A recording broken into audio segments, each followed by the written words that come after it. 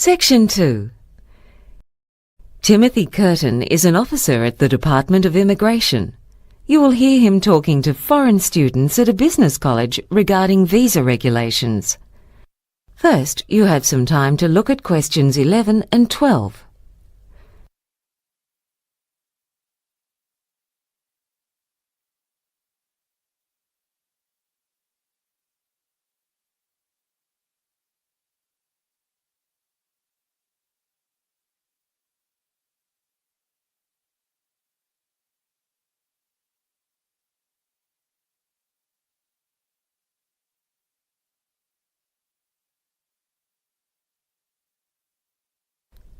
Now listen and answer questions 11 and 12. Good morning, everyone.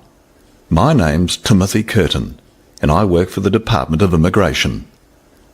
I've come along today to give you some information about visa regulations so as to make your stay here a bit easier.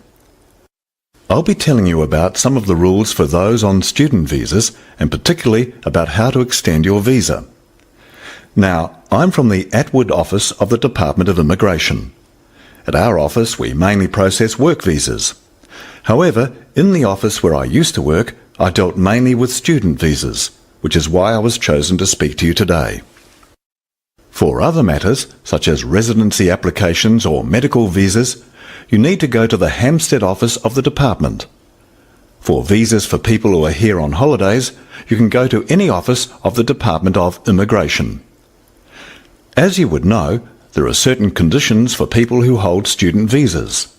For instance, if you move, you have to tell your college. The college then has to inform the department by mail, giving both your old and new address. You can change the college where you study, but you have to let the department know that you've enrolled with a new college. You're also allowed to work, but remember that the maximum you can work is 15 hours per week, because you're here as full-time students, so your main focus has to be on studies.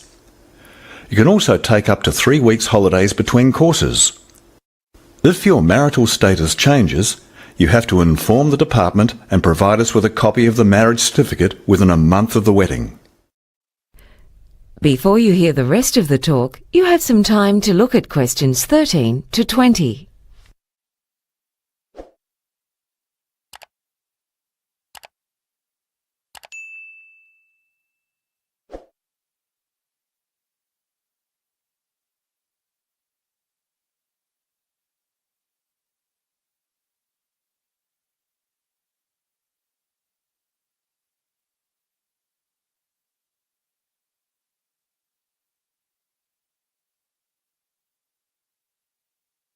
Now listen and answer questions 13 to 20. What I'd like to do now is go through the steps you have to follow when you want to extend your student visa, because a lot of students have to do that at some point while they're in this country. The first thing you have to do if you want to extend your visa is to pay for the next course you're planning to take. As you know, all courses have to be paid in advance. The course itself has to be of at least 4 months' duration, and you are advised to submit your visa application at least 2 months before the course is due to commence if possible. You need to keep a copy of the receipt of payment and send us the original. We advise that with all the documents you send us, that you keep photocopies for yourself, just in case any go missing. You'll also have to get a letter from the college you've been attending, which states your attendance record at that college. You already know that one of the requirements of a student visa is that you turn up to a minimum of 75% of your classes. If you've been absent for more than 25% of classes, you'll have to provide medical certificates stating that you were ill and unable to attend classes on those days.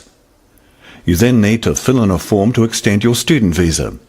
That's Form 726C. You can obtain one by visiting any branch of our department, or else you can access it on the internet. At the end of my talk, I'll be handing out a brochure that gives our website address, as well as the addresses of department offices throughout the country. On top of that, you'll also need to be able to show that you have the means to support yourself while in this country. It's been estimated that the average student needs $15,000 a year to live on, and for that reason you'll need to prove that you've got at least $6,000 in a bank account. It's got to be a bank account in this country, so $10,000 in a foreign account is of no use. Of course, your passport has to be still valid. And what else? Ah yes, then you'll need 3 passport photos. Make sure they're fairly recent photos. You then take all these documents and the form down to the immigration office, along with your passport. As you can see, there's quite a lot to do, so don't leave it till the last minute. You've got to lodge your application, along with all the documents, at least 3 weeks before the old visa expires. You have to pay for the visa application too, and that money's non-refundable. You can pay by cash, credit card or cheque. Oh, by the way, it'll cost you $325 to apply for an extension of your student visa. Wait, let me check that. Oh, that's right, it's gone up to $435. Then it'll take about a week to process your application. But we also have to make allowances for weekends and public holidays, and at times we have heavy workloads, so it may take as long as 12 working days before you get a reply. You might hear from us before that, but don't contact us before that period of time has passed. There may be a few things we need to ask you about before granting a visa, so there's a chance you'll be invited to an interview just so that we can check up on anything. But we'll let you know if we think that's necessary. Don't worry, if you can't remember all these things I've been talking about, they're all on Form 726C. Well, I think that's about enough from me. Now, do any of you have any questions? That is the end of Section 2. You now have half a minute to check your answers.